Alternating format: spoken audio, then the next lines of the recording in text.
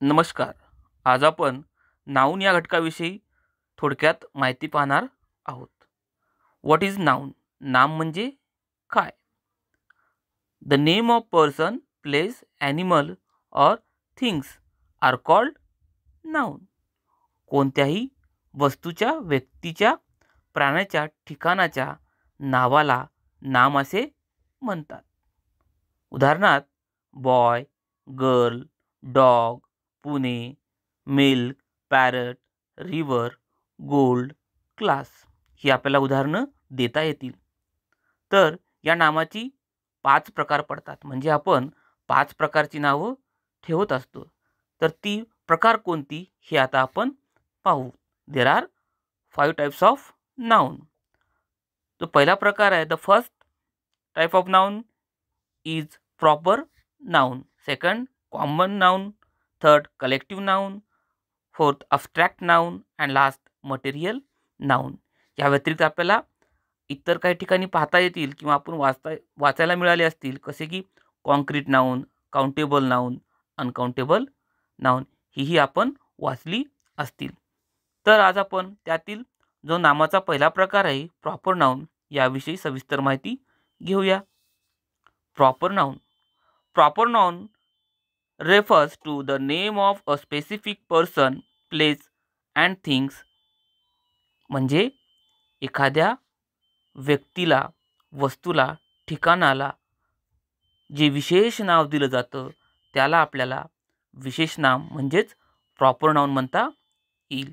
वर्गात अनेक मुलं असतात, तर त्यापैकी आपण राम हे नाव घेतल्यानंतर ज्या मुलाचं नाव राम आहे तो मुलगा उभे राहतो. का? तर राम ही त्या मुलाला दिलेलं विशेष नाव आहे. तसंच अनेक पर्वत आहेत, तर त्यातला आपण सह्याद्री म्हणलं की आपल्याला लक्षात येतं की सह्याद्री पर्वत. त्यानंतर दुसरा प्रकार आहे कॉमन नाउन. कॉमन नाउन म्हणजे काय? A name for an unspecified place, person or thing. म्हणजे काय म्हणता येईल आपल्याला मराठीमध्ये, की एकाच प्रकारच्या किंवा जातीच्या व्यक्तींना, प्राण्यांना, वस्तूंना, ठिकाणांना जे सर्वसाधारण, अनस्पेसिफाईड म्हणजे काय? सर्वसाधारण नाव दिलेलं असतं त्याला कॉमन नाउन असे म्हणतात. जसे की आपण उदाहरणार्थ for example book, car, temple, bird, school, city, table, man ही आपल्याला उदाहरणं सांगता येतील. त्या पुढचा जो प्रकार आहे collective noun. A collective noun indicates a group of individual things.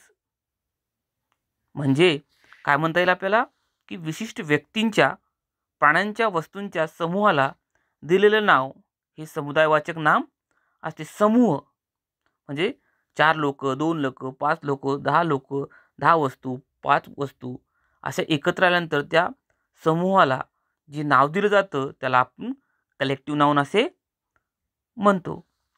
आता उदाहरण सांगायचं झालं तर खेळाडूंचा काय असतो? खेळाडूंचा संघ. संघ हे मराठीत झालं, पण त्याला इंग्लिशमध्ये सांगता येईल टीम. बंच. बंच कसा असतो? फुलांचा गुच्छ. एकापेक्षा अधिक फुलं असतील तर आपण त्याला बंच असे म्हणतो. त्याचबरोबर आणखीनही उदाहरण सांगता येतील. काय सांगता येतील? A flock of birds, a bundle of clothes, a bunch of keys, a bunch of grapes, a bunch of flowers, a group of children, a pack of dogs, a flock of sheep यासारखी आपल्याला उदाहरणं सांगता येतील. मित्रांनो, आणखीन आपल्याला उदाहरणं शोधायची आहेत. त्यामुळं आपल्याला समुदायवाचक नाम म्हणजे काय हे आपल्याला समजेल, लक्षात येईल. त्यानंतर abstract noun. What is abstract noun?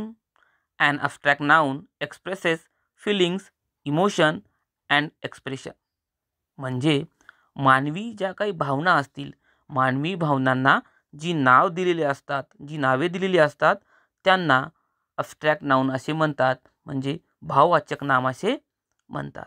उदाहरणं सांगता येईल अँगर, हॅपीनेस, ट्रूथ, काइंडनेस यासारखी अनेक उदाहरणं आपल्याला देता येतील आणि ती तुम्हाला शोधायची आहेत.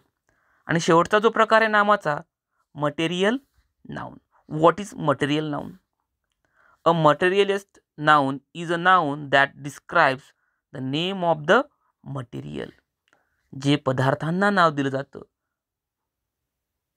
पदार्थाला जे नाव दिलं जातं त्यांना पदार्थवाचक नाम असे म्हणतात. उदाहरणार्थ for example money, aluminium, gold यांना आपण